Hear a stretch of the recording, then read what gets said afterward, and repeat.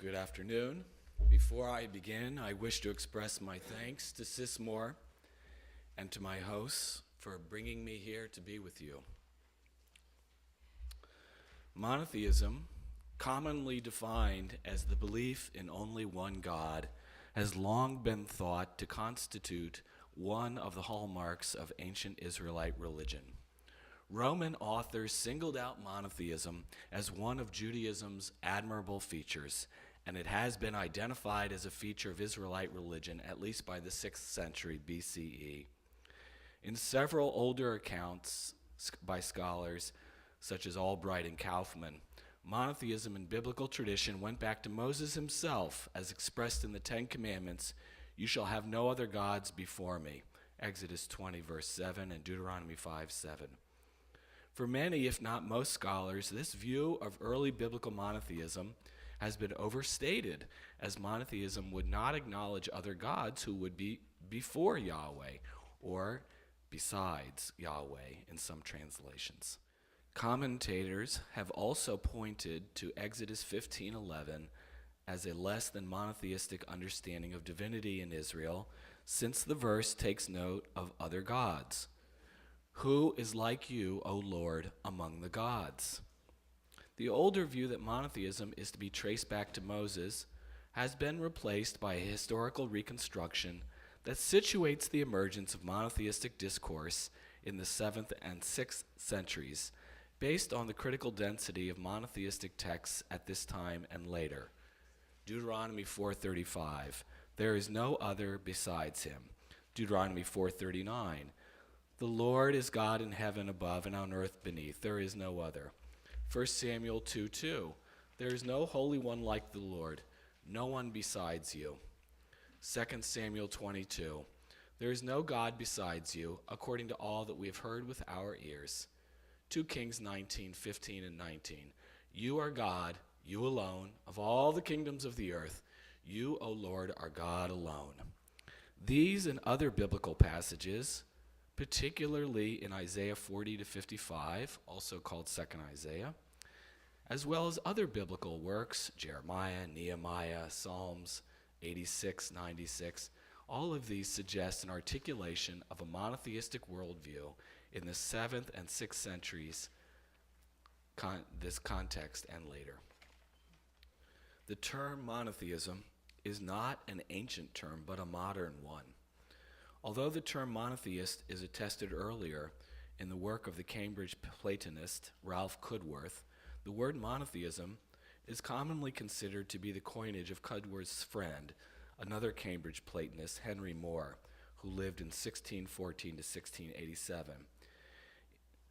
He used this term first in his 1660 work, called "An Explanation of the Grand Mystery of Godliness, or a True and Faithful Representation of the Everlasting Gospel of our Lord and Savior Jesus Christ." The term monotheism developed in the Enlightenment to provide a comparative grid that could map various religions inside and outside of the European context. The same applies to the modern use of the term polytheism, although it appears to be an older term. Apparently coined in antiquity by Philo of Alexandria, polytheism is thought to have entered modern vocabulary first with Jean Bondy in 1580 in French, who used the term in conjunction with atheism. In the 17th century, polytheism was, like monotheism, part of the verbiage of philosophy of religion and interreligious polemics. Through the 18th and 19th centuries, monotheism continued to serve in scholarly efforts to classify religions worldwide. In this context, religions were labeled according to their forms of divinity. Additionally, these forms were assigned relative value or importance. In this approach, monotheism represented the highest form of religion. This approach to understanding monotheism has been called into question in recent years for 7 reasons. First, the word is not a biblical or ancient Near Eastern term, but a modern anachronism. 2, the word monotheism is figured in expressions of Western religious superiority. It is a polemical one, championing Western religion, especially Christianity, over and against non-Western religions.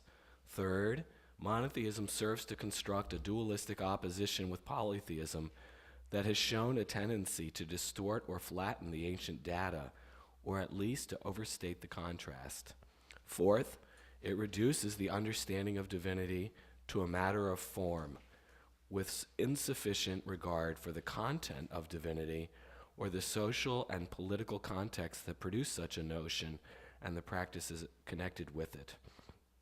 Fifth, monotheism is difficult to define. In the Hebrew Bible, is it a belief, an idea, an abstraction, a worldview, a sort of rhetoric, an element of literary representation, or some combination of these? Sixth, Israelite monotheism is not truly monotheistic, since there are other divinities within the religion of ancient Israel. Seventh, and perhaps most crucially, are the biblical texts claimed to be monotheistic truly monotheistic? These are serious objections, and there certainly are limitations to the term. At this point, I would like to address each objection in turn. 1. Monotheism as an anachronism. Biblical scholars and historians of religion use several anachronistic terms, including Bible, religion, book, and monotheism. Reacting to criticism of using the term religion, Jonathan Z. Smith suggests its positive value when used critically, and these are his words. Religion is not a native term. It is a term created by scholars for their intellectual purposes, and therefore it is theirs to define. It is a second-order, generic concept that plays the same role in establishing a disciplinary horizon that a concept such as language plays in linguistics, or culture plays in anthropology. There can be no disciplined study of religion without such a horizon. It will not do to argue that the modern sense of the term as a generic term bears no relation to its Latin connotations. It is the very distance and difference of religion as a second-order category that gives its cognitive power. The biblical field uses any number of anachronistic terms, both to serve as entry point into ancient cultures and to gain a critical sense of the distance and difference between the modern and ancient contexts. It serves to highlight the difference between indigenous understandings of the ancients, what anthropologists call the emek, and modern interpretations of these indigenous understandings, what anthropologists call the etic. Such a procedure provides a critical basis for probing the modern use of the term in the first place. Number 1, monotheism as an anachronism. Biblical scholars and historians of religion use several anachronistic terms, including Bible, religion, book, and monotheism. Reacting to criticism of using the term religion, Jonathan Z. Smith suggests its positive value when used critically, and these are his words. Religion is not a native term. It is a term created by scholars for their intellectual purposes, and therefore it is theirs to define. It is a second-order, generic concept that plays the same role in establishing a disciplinary horizon that a concept such as language plays in linguistics, or culture plays in anthropology. There can be no disciplined study of religion without such a horizon. It will not do to argue that the modern sense of the term as a generic term bears no relation to its Latin connotations. It is the very distance and difference of religion as a second-order category that gives its cognitive power. The biblical field uses any number of anachronistic terms, both to serve as entry point into ancient cultures and to gain a critical sense of the distance and difference between the modern and ancient contexts. It serves to highlight the difference between indigenous understandings of the ancients, what anthropologists call the emek, and modern interpretations of these indigenous understandings, what anthropologists call the etic.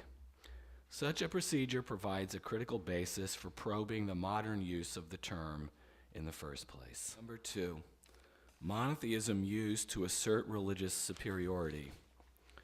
The use of the term monotheism for biblical religion may encourage a modern championing of religious traditions that understand themselves as monotheistic. In addition, monotheism is part of the modern heritage of Western imperialism and colonialism. It served as a polemical term and seems hardly a neutral term suitable for scholarly usage. When scholars use the term, they may become complicit in its polemical purpose inherent in monotheistic religious traditions. The anthropologist of religion, Daniel Dubuisson, traces monotheistic discourse back to early Christianity and argues that many of the terms used by historians of religion are informed by theology and religious traditions. Dubuisson's discussion suggests that the study of religion may be influenced by the religious traditions that champion monotheism. The question is whether the term can be used critically in discussions of ancient religion. Can scholars reconstruct its usage and critically configure its theoretical framework without ending up championing Western religious traditions? And will there continue to be subtle influences on scholars anyway? These are serious questions. They are ethical ones as well as intellectual ones. From an educational and ethical perspective, there is a counter consideration. Avoiding the term monotheism may have the opposite effect of what is desirable, namely critical awareness and discussion. The issue is not simply a scholarly issue. People outside the scholarship know this term. Without some acknowledgement of the term, scholars may miss an opportunity to show the critical issues with the term. One might argue that its familiarity outside of academic settings suggests retaining it as part of the larger academic effort to engage society in a critical manner about ancient religion. The term's familiarity, as well as its problems, arguably provides a teaching moment about the religion of ancient Israel. How the term is handled can serve to educate people, professionals and non-professionals alike, in seeing the term's methodological difficulties and the critical considerations faced by modern scholarship. Taking cognizance of the term may serve to show the critical issues involved, thereby offering a deeper understanding of the ancient sources bearing on divinity. This is a particular value that scholars should not relinquish too hastily. As a related problem, the polemical cast of monotheism, as it was used in the modern religious context, would seem to be a good reason for not using the term. At the same time, it is to be noted that polemical use of monotheism also marks those texts in the Bible that understands Israel's national God as the only deity in contradistinction to the deities of other peoples. In other words, the ancient and modern purposes correspond in a notable manner. As is evident from the context of Deuteronomy 4 and 2nd Isaiah that I mentioned earlier, monotheistic discourse emerged as a polemic rhetoric aimed at attacking polytheism within ancient Israel's society and in other societies. Thus, it is arguable that the ancient polemical understanding of the term is not ill-fitting. On the contrary, its ancient usage would parallel the modern polemical use for asserting Christianity over and against other religions. Because the ancient usage was in many instances a polemical one, its modern polemical history is not an intellectual reason for discarding it. Instead, these ancient and modern usages would seem to suggest instead that scholars need to recognize its polemical force in both contexts. Number 3, the dualistic opposition of monotheism versus polytheism. Many scholars object to the term's dualism as constructed with its counterpart, polytheism. Jonathan Z. Smith regards the two terms as one of, quote, the host of related dualisms, all of which finally reduce to ours and them, end quote. Elizabeth Schussler Fiorenza would deconstruct the dualistic categories in these terms, quote, we also have to relinquish the colonialist theoretical model that constructs the relationship between monotheism and polytheism in oppositional dualist terms. Valorizing either monotheism as was done in the colonial period or polytheism as in the case in postmodernism, end quote. It is true that the terms monotheism and polytheism construct too sharply a contrast in the ancient data.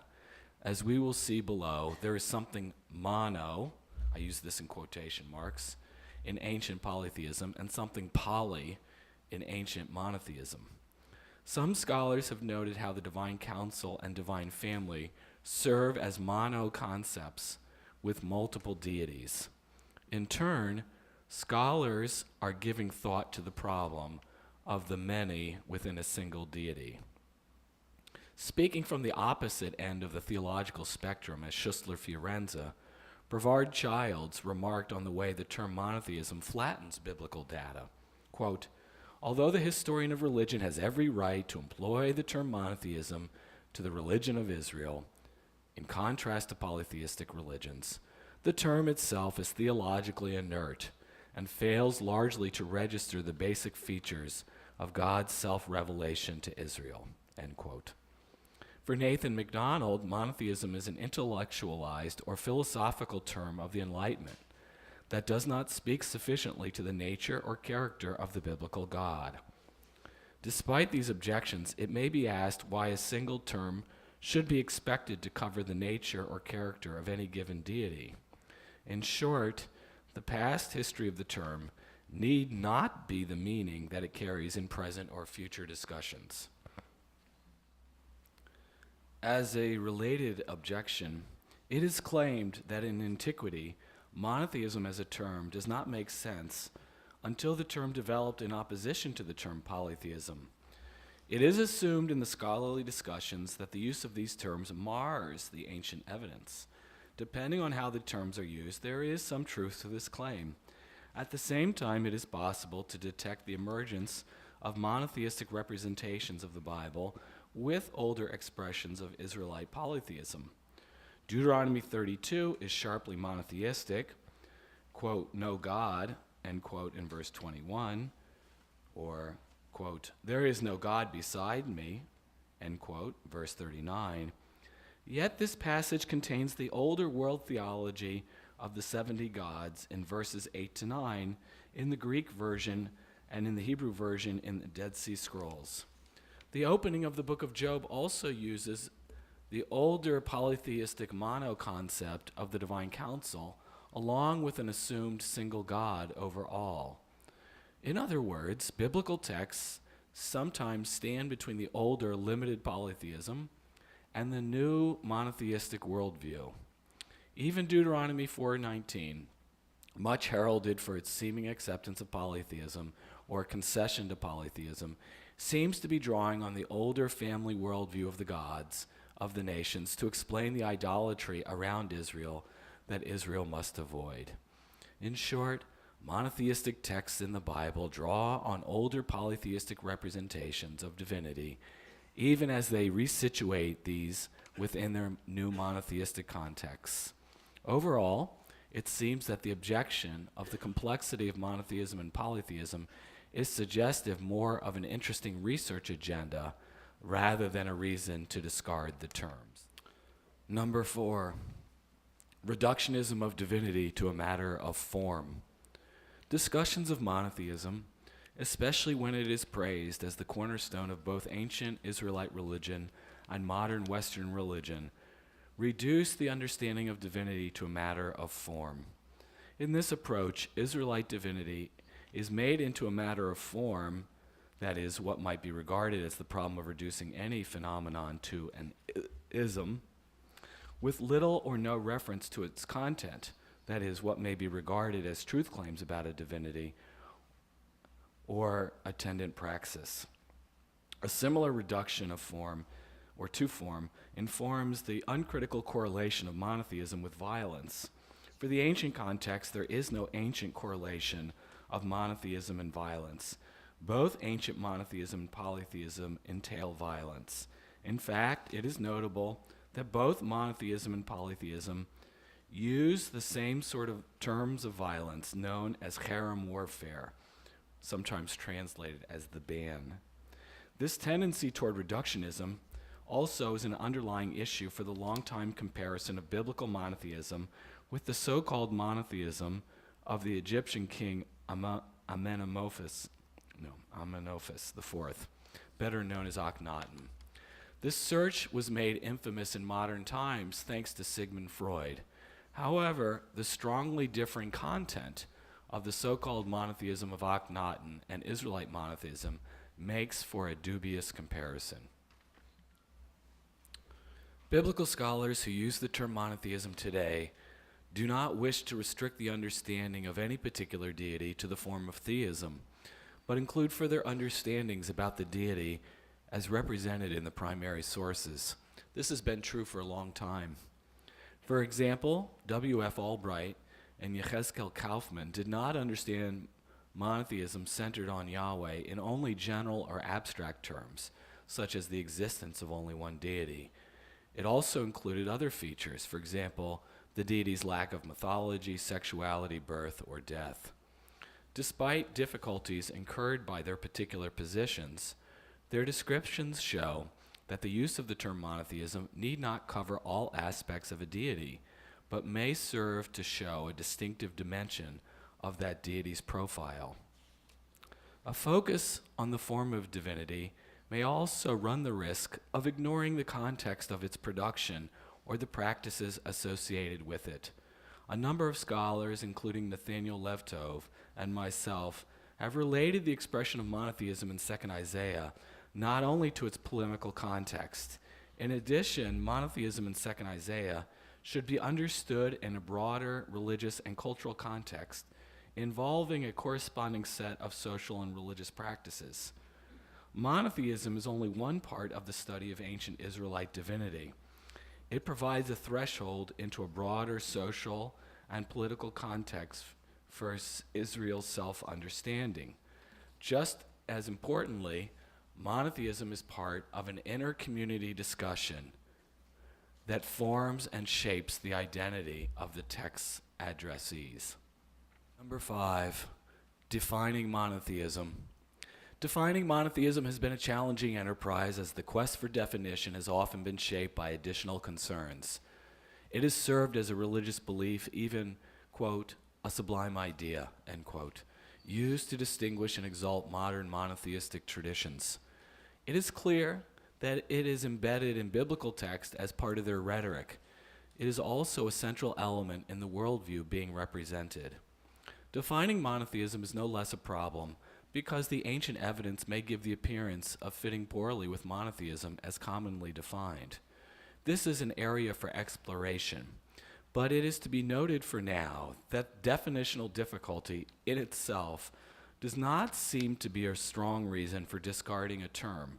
On the contrary, the more contested the term, the more it is important to dwell on it, probe it, debate it, and not simply to discard it.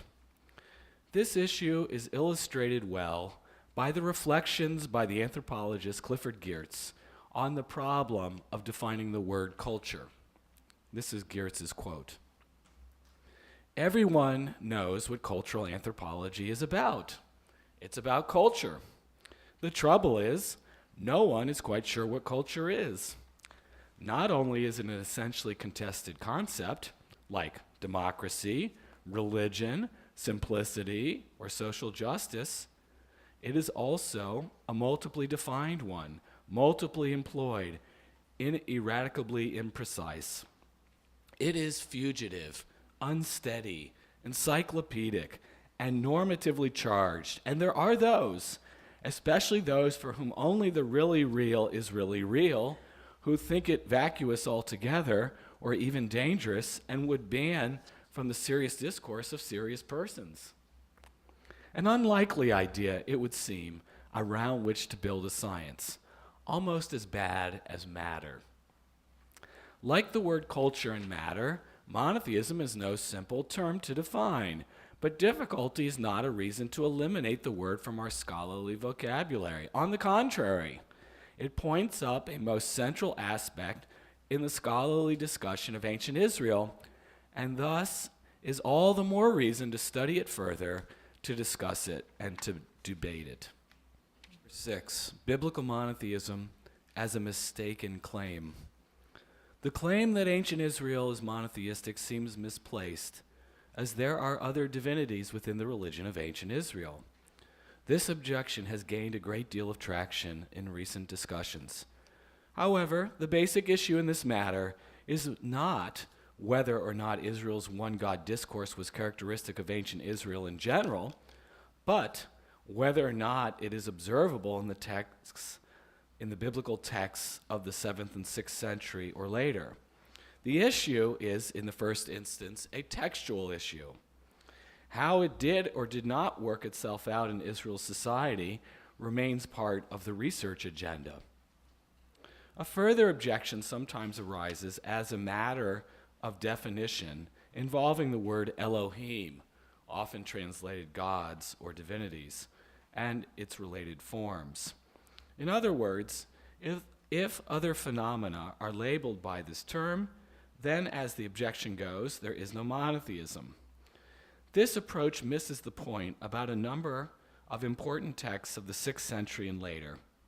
And here I'm thinking of 2nd Isaiah, that is Isaiah 40 to 55, Ezekiel and Genesis 1, among others, and the claims that they're making about Yahweh vis-a-vis other deities. For these texts, Yahweh is the only one that is indispensable in the picture of reality, that other forms of divinity are at best relatively minor and only make sense with Yahweh as the God beyond their power, that they only have agency thanks to this one deity permitting them or giving them power. In other words, from the perspective of such authors, if Yahweh is removed from the picture of reality, then the picture of reality does not stand. And this is the case across a wide range of biblical texts in this period. Number 7, the ongoing debate about the biblical texts claimed to be monotheistic.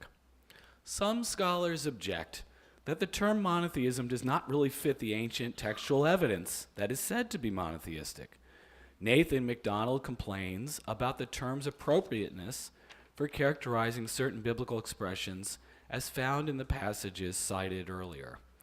These, for MacDonald, are to be viewed not as claims to a single deity in reality, but instead as statements about Israel's singular allegiance to one God. It seems that despite some well-placed criticisms, both points are embedded in these biblical expressions.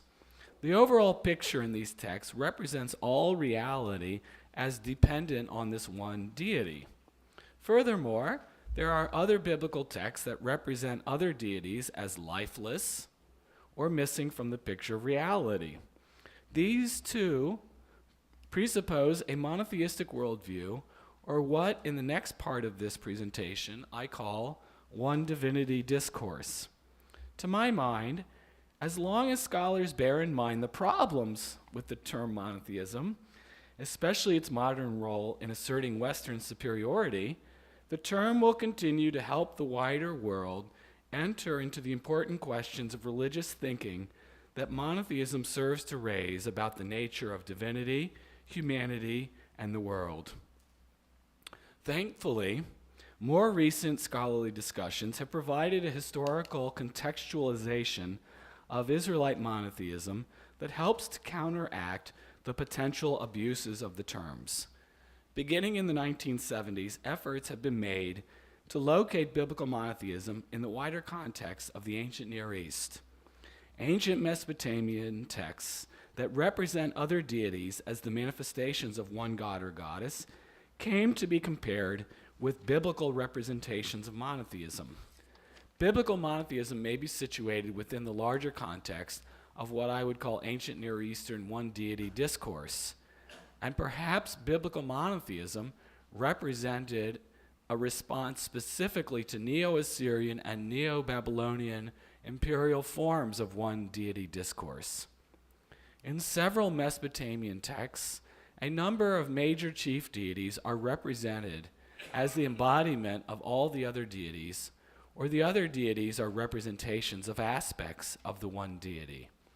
In addition, social and political developments within Israel in the 7th and 6th centuries came to be seen as influential in the development of Israelite monotheism. I have emphasized how a shift in social identity from the collective to the individual as the primary form of social identification may inform the shift from the collective of multiple gods and goddesses as the divine family and divine assembly to the individual God, or what has come to be called monotheism. These developments are important, and these have issued not only in a new understanding of Israel's central God, but also in the nature of divinity itself. Israelite monotheism does not just redefine the profile of the older traditional Yahweh El, it also redefines divinity. First and foremost, all positive divine power and character resides in this God or Godhead. Whatever can be said positively about divinity in ancient Israel can be predicated only of Israel's God. In turn, other divinity is abolished. The older middle levels of divine hierarchy are eliminated. The sun, moon, and the stars are no longer divinities. Angels are no longer regarded as minor divinities. The old motif of the 70 gods becomes 70 angels. Divine military retinues are also identified as angels. For example, the angels in Genesis 19:1 are called destroyers in Genesis 19:13. The divine council or assembly was viewed as populated only by angelic sons of God in Job 1-2. In other words, sons of God, formerly important members of upper divine hierarchy, are demoted to angels, and the divine council becomes a new vehicle or stage for theological reflection on divine agency of a single deity. Again, Job 1-2. The language of divine family becomes residual. In sum, there was a total polarity between the top and bottom of divinity, such that the bottom is no longer recognized as defined, with angels as a category between divinity and humanity. Oneness of divinity is located in a single divine figure, with the remainder being angelic figures drawing the reality from the single one, in metaphysical language, participating in its ontology. As a corollary, all deities apart from Yahweh were defined in utter opposition from Yahweh. In short, they are redefined precisely as other gods. The roots of this development can be seen already in the separate worship of Yahweh expressed in the Ten Commandments, noted at the outset of this talk. Stated differently, other deities became regarded as absolutely other from Yahweh and as not deities, as illusions or nothing. For 2nd Isaiah, God, and not Marduk, is the super God in the universe. Isaiah 46:1 mentions Marduk under the title Baal as nothing other than a lifeless idol that weighs down those who carry it, unlike the living God who bears up the house of Jacob, whom this God has created. This is in verses 3-4. I would emphasize that there is no comparable notion expressed in any other ancient Near Eastern culture, as far as I know. This approach to other gods is consistent with the Bible's generalization of the names of some deities, such as Astarte as a term for fertility of flocks, Resheph as flame, and Dever as pestilence. This also goes with the denial as other gods as not being Israelite. See, for example, the labeling Baals and Asherot and Ashtarot in Judges chapter 2 and 3, or Baals in 10:10 of Judges and Hosea 11:2. In addition, there emerged claims that older traditions formerly associated with Yahweh did not belong to Yahweh, such as the denunciation of Asherah and also of the sun, moon, and the stars. Similarly, symbols were divorced from other deities. Asherah was no longer regarded as the symbol of the goddess, but as a symbol of Yahweh, his Asherah, and also as a symbol of the divine Torah. Note the possible wordplay on the Asherah in Proverbs 3:18. With other gods defined as not gods, the redefinition of divinity had further repercussions. Former divinities moved from the category of the uncreated to the created order. First, the sun, moon, and stars were no longer viewed as lower-level divinities, but as created, as in Genesis 1:16 and Psalm 148. Second, angels were no longer regarded as lower-level divinities, but as created, Nehemiah 9:6, Psalm 148, see also Jubilees 2:1. Third, cosmic waters were no longer divine, much less personified, as in Psalm 104:7, but as created, Psalm 148 and Jubilees chapter 2. Fourth, cosmic enemies such as Leviathan are represented as created, Psalm 104, verse 26. The overall result seems to be a total polarity between other gods as non-divine versus total individuation of divinity in Yahweh, and also of notions of divinity in Yahweh. For purposes of contrast, we may note that in one Mesopotamian text, the gods being created does not necessarily mean that the gods are not gods.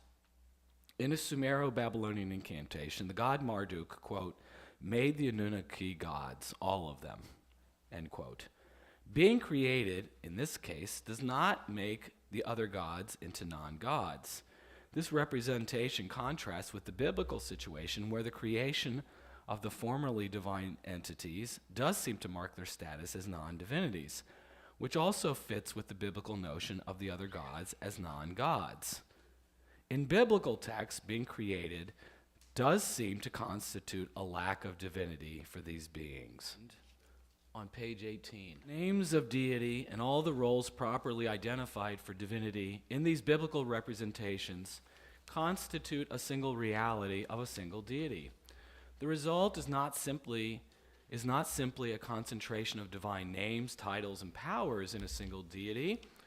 There are also the other remaining divine entities, ultimately understood as having reality thanks only to this divine entity.